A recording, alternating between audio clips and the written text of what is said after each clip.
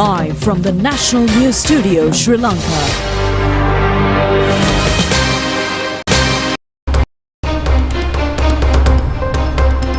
Good evening. This is the National News Telecast. I'm moving head to Archie. A very good evening indeed. I'm Sharifa Tahir. Let's take a look at the headlines.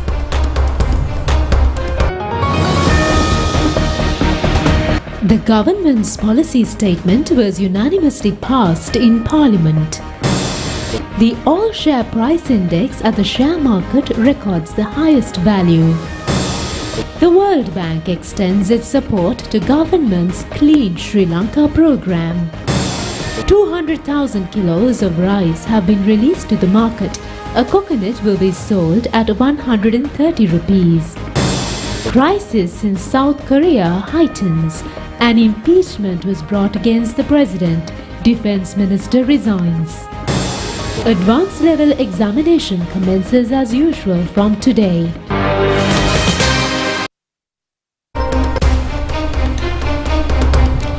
Now to those and more stories in detail on today's top story. The resolution on the statement of government policy presented by President Anurakumara Dissanayake in Parliament on November 21st was passed unanimously in Parliament today without a vote. Various topics were taken into the discussion, including IMF program, ethnic harmony, law and order, corruption and food security. The debate on the statement of the government policy was held as a two-day debate from 9:30 a.m. to 5:30 p.m. yesterday and from 9:30 a.m. to 5 p.m. today. Opposition members raised various questions regarding the government's policies, prompting the government's MPs to elaborate more on various policies. Minister of Public Security and Parliamentary Affairs Anand Vijaypala addressed the recent arrests and their reasons. Minister of Public Security Anand Vijaypala, commenting on the Mavirar Nal commemorations in Sri Lanka, said that certain politically organized groups are attempting to use the event to promote divisions and racism in the country. Addressing Parliament today, Minister Vijaypala reiterated that although there is no possibility of holding events using LTTE signage or symbols, the minister also revealed that a complaint had been lodged to the Criminal Investigation Department against a newspaper for distorting and publishing his earlier comments on the matter. The minister noted that a recent statement he made in Galgamuwa had been misinterpreted by a newspaper, prompting him to file a complaint with the CID, which has reportedly initiated an investigation.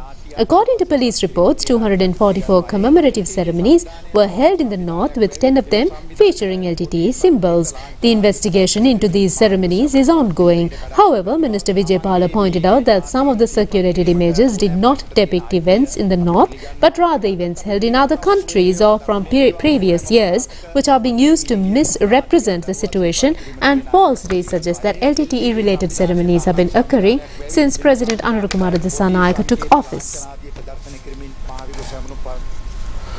Today, the all-share price index of the Colombo Stock Exchange recorded the highest value after a period of 2 years.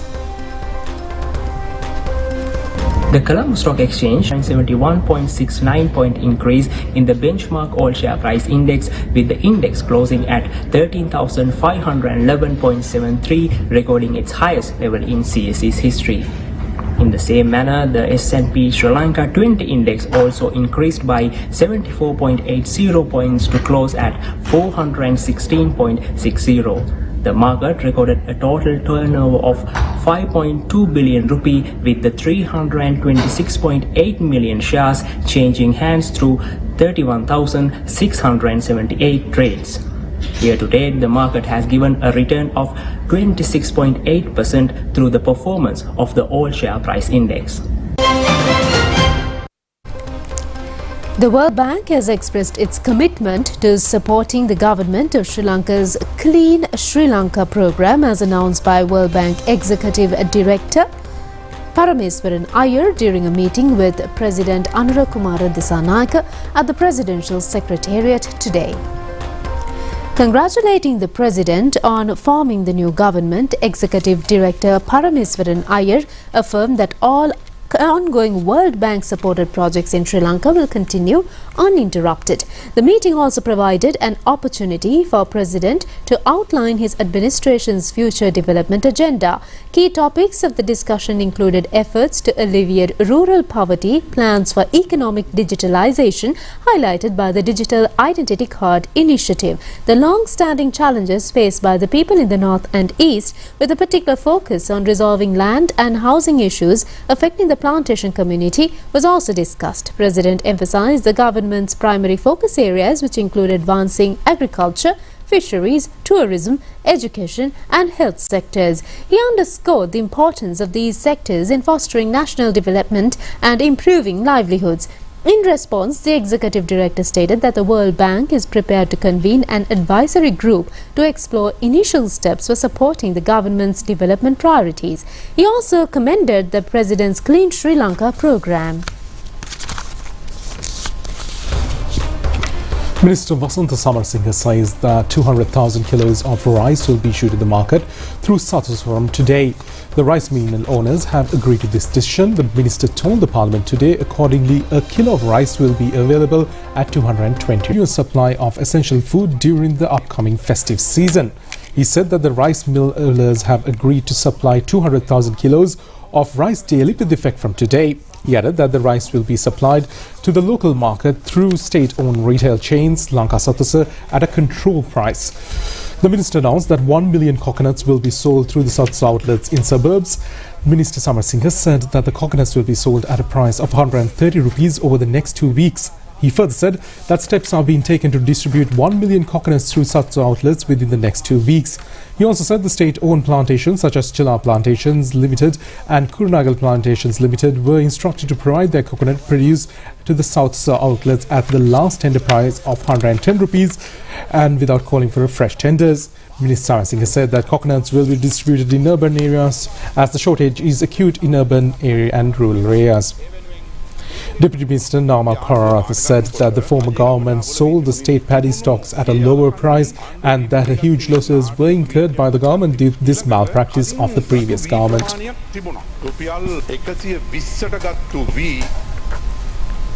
The government is planning to present 3 bills in Parliament within the first quarter of this year, aiming to recover stolen assets, deter money laundering, drug trafficking and related vices, Justice Minister Harshana Nanayakara said today, speaking during the adjournment debate on the government's policy statement delivered by the President. The minister said the 3 legislations are the proceeds of Crime Bill, Rescue, Rehabilitation and Insolvency Bill and amendments to the Audit Act.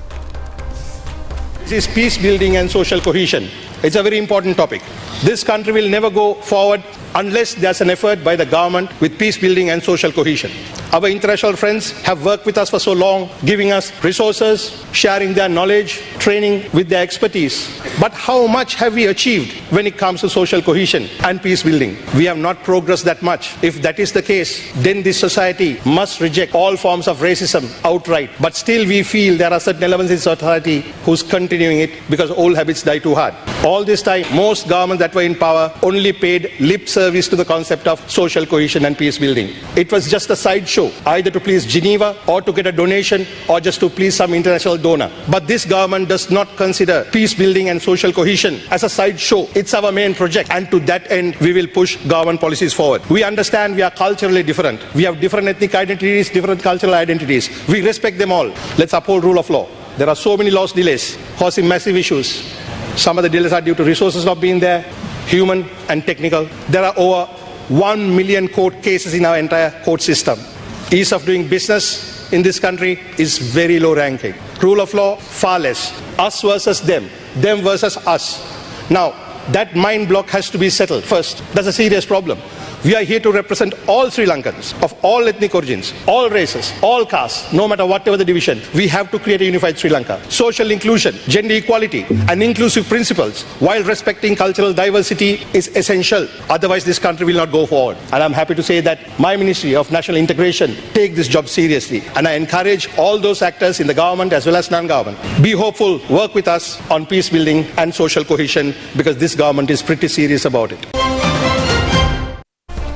Mr. Bhima Ratnayaka said in Parliament that the President has informed not to issue any excise license until further notice. The Minister stated this fact during a debate on government policy statement held today. Mr. Bhima Ratnayaka said that a total of 361 bar permits have been issued during the recent past. He said that there are 110 permits in the Western Province and added that the 48 in the higher Southern Province, 32 in Northern Province and 22 in the Eastern Province and 45 in the Central Province. He further said that 14 permits has been issued to North Central Province while 30 permits in the Northwestern Province. He said that the number in the Uva Province is 30 and another 30 has been issued in Sabargama Province. He also said that out of them 172 of the FL4 licenses categories are for wine stores. Bhima Ratnayaka said that because of these licenses some parliamentarians' names were changed as Bakumar. He said that the government tabled all these name lists for obtained during the bar permits. He added that these permits were utilized as bribes to motivate parliamentarians for crossover and said that the person responsible is none other than former President Ranil Wickremesinghe. South Korea has been plunged into political chaos in the hours since President Yoon Suk-yeol's aborted attempt to declare martial law, which sparked a fierce backlash and mounting pressure for him to step down.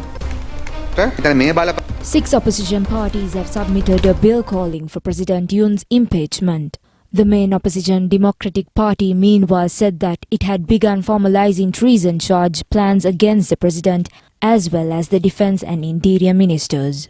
The country's largest union group said that members would strike until the president quits, and protesters are echoing the widespread demands for him to resign. President Yoon's defense minister, chief of staff and other top officials have submitted their resignation. President Yoon declared martial law in an extraordinary late-night address accusing the Democratic Party of sympathizing with North Korea and of anti-state activities.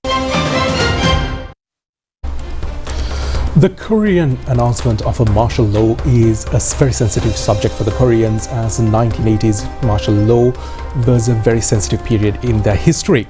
Now, to discuss more about this and the far-reaching implications of the martial law that was implemented in Korea, senior journalist, our very own Mr. Prasad Dorangarage is in the studio with us.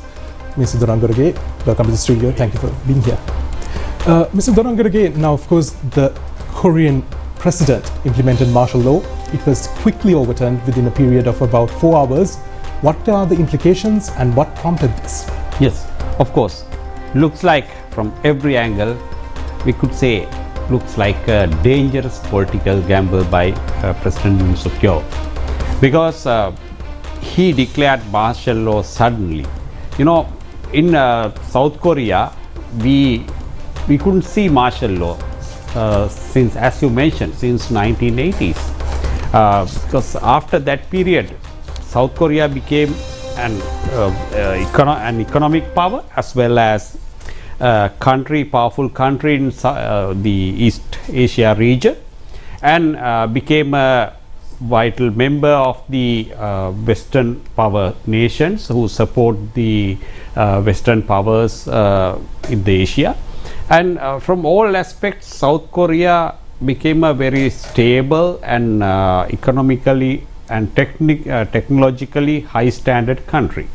So there was no room for martial law and other type of anti-democratic moves in South Korea under the present situation. We have to understand that situation. So what happened?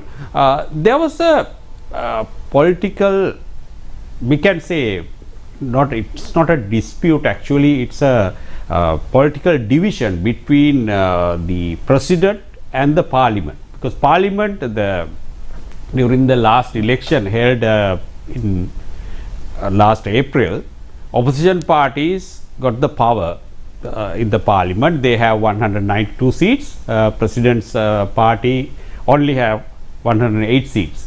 So the parliament is under the opposition power, and since he came into power back in 2022, President Yeol was not a popular figure, and he was surrounded by various political issues and corruption charges against his wife and he lost his popularity, and at the same time he had a lot of problems with the parliament as well as the opposition parties.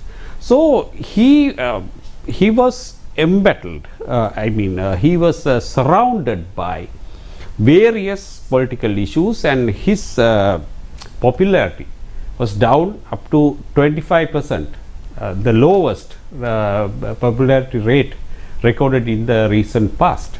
So with all these issues, that's why we can say he tried to play a very dangerous game with the parliament. So at the end result, what happened? He declared martial law. However, parliament was very strong, and they called all the opposition members together. At the same time, some members of the president party, they also opposed the move, and very quickly, within 2 hours, parliament overturned using their constitutional power, because president exercises executive power, but there's a check and balance system. So the parliament could exercise the constitutional power it had and overturn president decision. So within those 2 hours, he called the military to protect the parliament. However, he tried to use military to stop convening the parliament. That's what his we could see his move. But however, he was unsuccessful. He failed.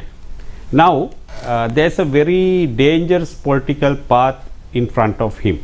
Already an impeachment motion, activities are being taken within the South Korean parliament. Opposition has 192 seats in the parliament, so they need only 8 seats to pass the impeachment motion against the president within the parliament. Then what happened? If parliament passes that impeachment motion, then president's day-to-day activities will be stalled, and he has to be, he will be kept aside until the legality of the impeachment motion verified by the constitutional court. That process will take 6 months period, because within 6 months the constitutional court has to issue their verdict. So until then, but there are some problems. We don't know whether the South Korea gather the support, enough support within the parliament. They need 8 seats from the president's party. We don't know whether they will get those 8 votes within the from the president party. So there are questions. However, the president's political future is not in a very safe area.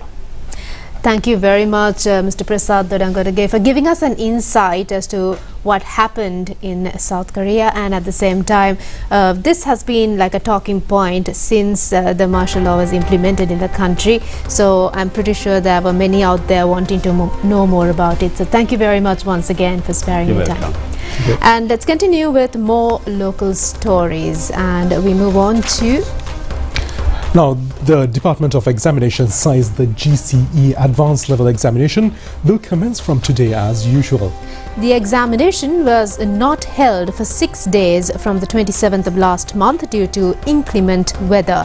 Commissioner General of Examinations Amit Jayasundara informs that if any candidate faces transport difficulties due to the disaster situation, they can sit for the examination at the nearest examination centre. The subjects which could not be conducted from the 27th of November have been planned to be held from the 21st of December. The subjects which were scheduled for November 28th will be held on the 23rd of December. The subjects scheduled to be held on the 29th of November will be held on the 27th of December. The subjects previously scheduled for November 30th will be held on the 28th of December. The subjects scheduled on the 2nd of December will be held on the 30th of December.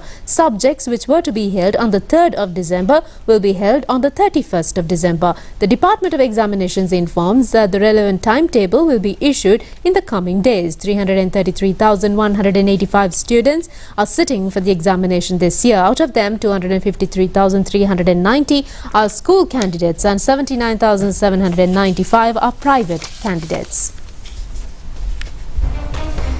President Anurakumara Dissanayake held a discussion with the Ilangai Tamil Arasu Katchi parliamentarians this evening at the President's office.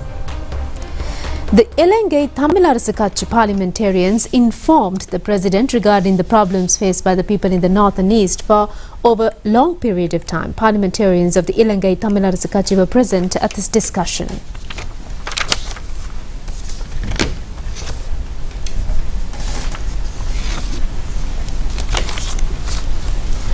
Health Minister Dr. Nalinda Jayathish says that attention has been focused on properly evaluating the projects implemented by the international organization in the country's health sector. The minister stated that measures have been taken to draw a plan that will lead to more fruitful results from such projects through proper management. Health Minister Dr. Nalinda Jayathish made these remarks following a discussion held in the World Health Organization Country Director Dr. Alaka Singh held at the Health Ministry recently. Number of international organizations are already holding talks with the government to implement new projects within the health sector. The minister pointed out that the international organizations like the World Health Organization and UNICEF have agreed to continue their projects implemented in the country at present. Deputy Minister Dr. Hasankar Vijay Muni, Acting Secretary to the Health Ministry, Vatsala Priyadarshini, and Director General of Health Services Dr. Asil Gunawardena were present at the discussion.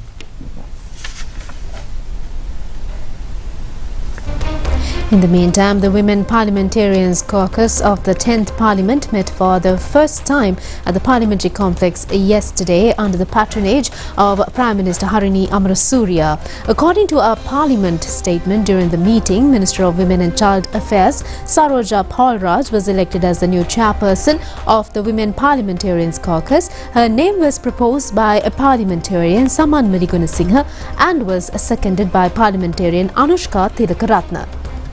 Additionally, 2 deputy co-chairs were elected. The name of parliamentarian Chamindrani Bandara Kiryal was proposed by parliamentarian Rohini Kumari Vijayaratne and was seconded by parliamentarian Tushari Jayasinghe. Parliamentarian Samanwali Gunasinghe was also elected as a deputy co-chair, following her name being proposed by parliamentarian Krishnan Kalechilvi and being seconded by parliamentarian Deepthi Vasalage. Addressing everyone present, Prime Minister Dr. Harini Amarasuriya emphasized the significant achievement of having a noteworthy percentage of women elected to parliament by public vote. The Prime Minister highlighted the importance of conducting the activities of the caucus beyond political ideologies and fostering a collaborative spirit. Chairperson Saroja Paulraj expressed aspirations for the caucus, underscoring the vision of creating a nation where every woman feels safe and secure.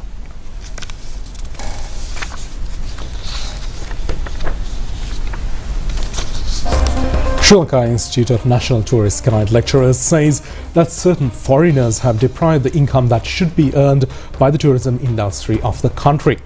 Representatives of the institute state that the government has taken positive measures to solve the problem in the tourism sector. It has been revealed that some foreigners who visit the country in the tourist visa are illegally engaged in the tourism industry over several years. The country has been losing a large sum of income due to these illegal processes, and the Sri Lanka Institute of National Tourist Guide lecturers says that some foreigners are even maintaining shops and etc. The chairman of the Sri Lanka Institute of National Tourist Guide lecturers, Janaka Dunusinghe, said that the Sri Lanka tourism sector cannot progress without regulation. He said that the foreigners engaging in the Sri Lankan tourism industry have become a serious problem at present. He added that some foreigners visit the country on tourist visa and stay here for months and years illegally.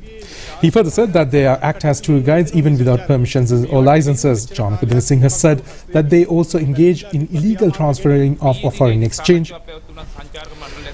Consultant of the Sri Lanka Institute of National Tourist Guide lecturers Manoj Mande said that discussions held with the tourist board yesterday that the tourist board has agreed to stop the problem of illegal guiding. Railway Department says that in reserving railway tickets, numbers of the national identity card or passport is compulsory. At a press briefing held today, Acting Railway General Manager S.S. Mudalige said that the system is effective from yesterday. Acting General Manager of the Railway Department S.S. Mudalige said that hereafter the national identity card number or the passport number of the applicant should be submitted when the tickets are booked. He said that accordingly either of the number will be printed in the relevant ticket. He added that thereby only the relevant passenger could use the booked ticket to travel the train journey concerned. He further said that by this new strategy, outsiders cannot misuse the booked tickets and the passengers will be able to get tickets without any hindrance. වෙන හිරිහැරය ඉවත් වෙලා ගිහිල්ලා මහ ජනතාවට තමන්ට අවශ්‍ය වෙලාවට ප්‍රවේශ පත්‍රයක් ලබා ගන්න පුළුවන් අවස්ථාව සැලසෙයි කියලා. General Manager of the Railway Department Ranjit Padmalal said that one individual can purchase 5 tickets. He said that however there should be at least one passenger present among the group of 5 reserved under the relevant national identity card or the passport number. He also said that then the relevant person can take others as his or her dependents. A social activist who was remanded under the charge of posting false information alleging Mahavir commemorations in the north through Facebook has been released on bail by the Colombo Magistrate Court. The suspect called Kailunjaya Sumana was released by the courts. This suspect was reposted a photo and symbols of the LTT originally posted by a woman in France. The officials of the CID further said the fake post has led to disruption in the public order and reconciliation among ethnic groups. After all, such commemoration had not been conducted in the north. Then the magistrate questioned the CID official whether they had submitted statements to prove the public order was disputed. In reply, the CID officials said they have not submitted such evidence. Then the magistrate pointed out that without evidence to prove that the public order was disrupted, suspects cannot be remanded. Accordingly, the magistrate ordered the release of the suspects on 2 personal bails. The case is scheduled to be resummoned on the 3rd of April.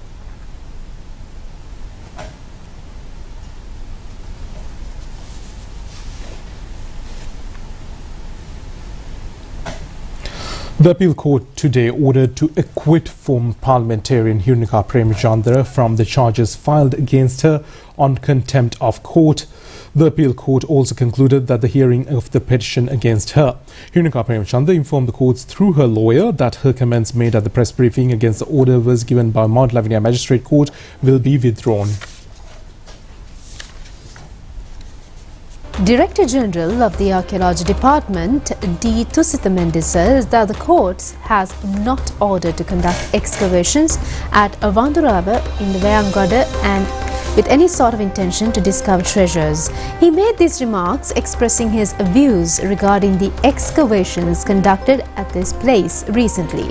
Director General of the Archaeology Department D. Tusitha Mendes said that in these inspections the officers have clearly informed that there is no artifacts or treasures hidden in this place.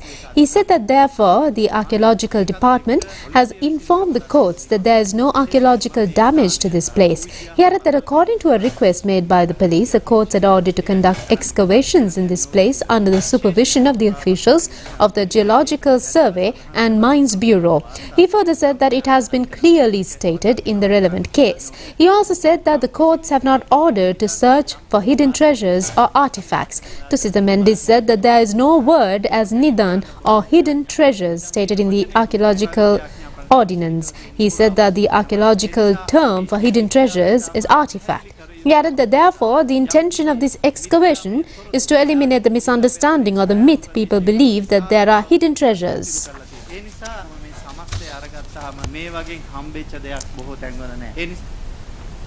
50 years ago, the worst air disaster took place in Sri Lanka, losing 191 lives on board the Martinair DC-8 aircraft. The aircraft crashed into the Seven Virgins mountain range in Muskelia.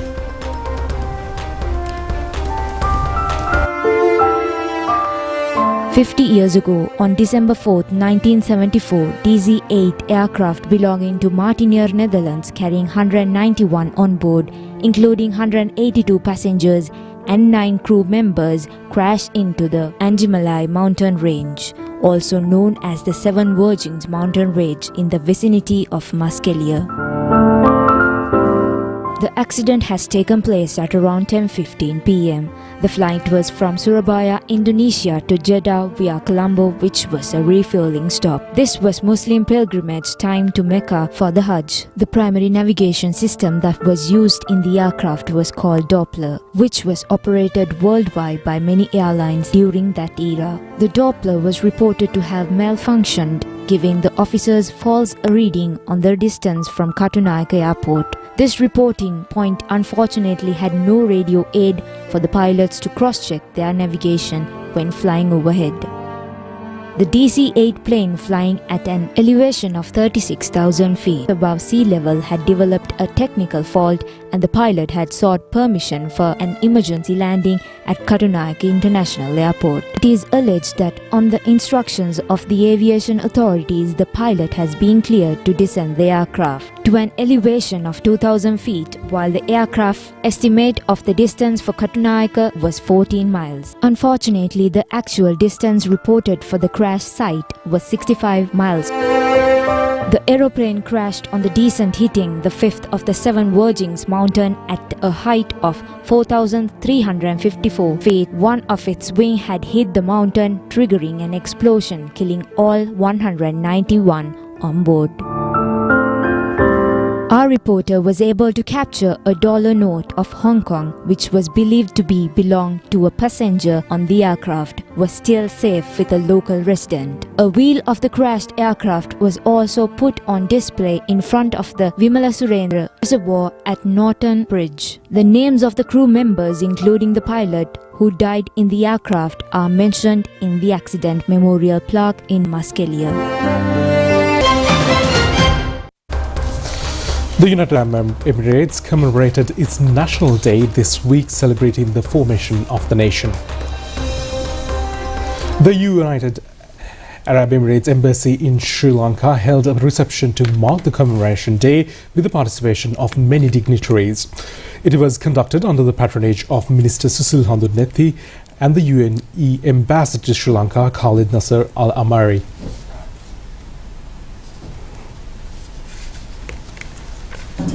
To the airline representatives who have taken on the parade.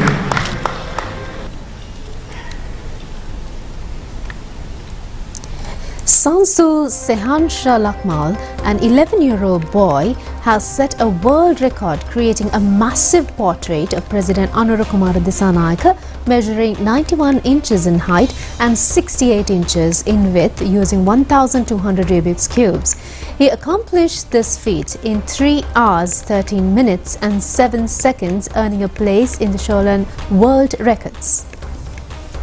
The event was jointly organized by the Cholan Book of World Records and the People Helping People Foundation yesterday. In recognition of Sansul's achievement, the organizers, along with the military officials, presented him with a framed certificate, a gold medal, a commemorative shield and an ID card and a file to honor his exceptional accomplishment.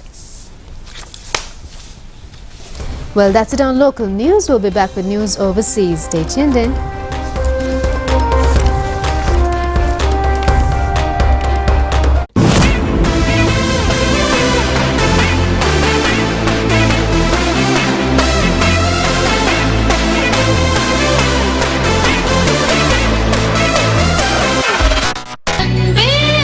அன்பேவா இரவு 8:30க்கு உங்கள் நேத்ரா டிவியில்.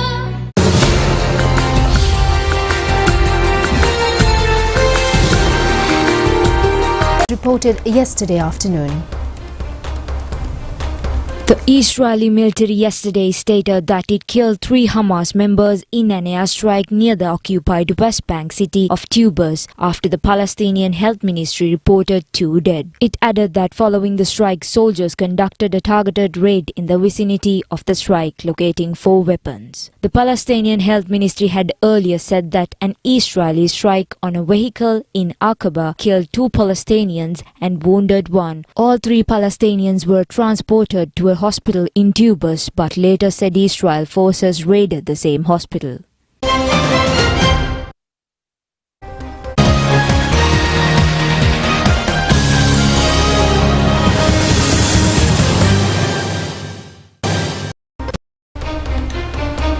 We now move on to sports news. The second test match between Sri Lanka and South Africa will commence tomorrow.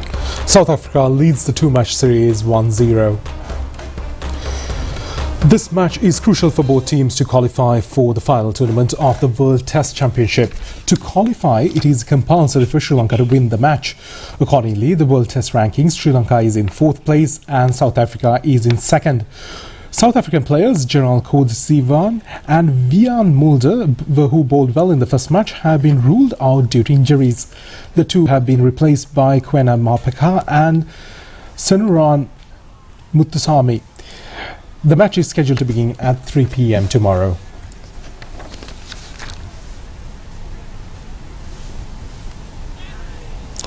Meanwhile, Sri Lanka, Bangladesh, India and Pakistan were able to qualify for the semi-finals of the Under-19 Asia Cup cricket tournament. Accordingly, Sri Lanka will play against India while Bangladesh against Pakistan in the semi-finals. The finals will be played on Friday. In the match played in Sharjah today against UAE, India recorded a 10-wicket victory. UAE team won the toss and batted first. They were all out for 137 in 44 overs. India passed the victory target for no wicket in 16.1 overs. Ayush Matre scored 67 not out and Vaibhav Suryavanshi scored .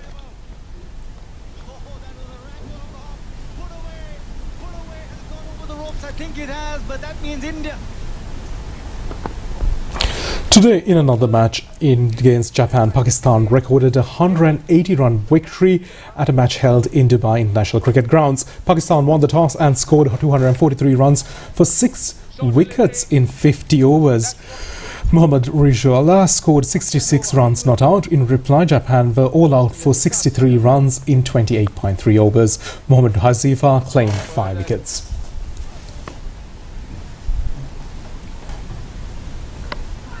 That's it for tonight's English News telecast. Thank you for joining us. Good night. Good night.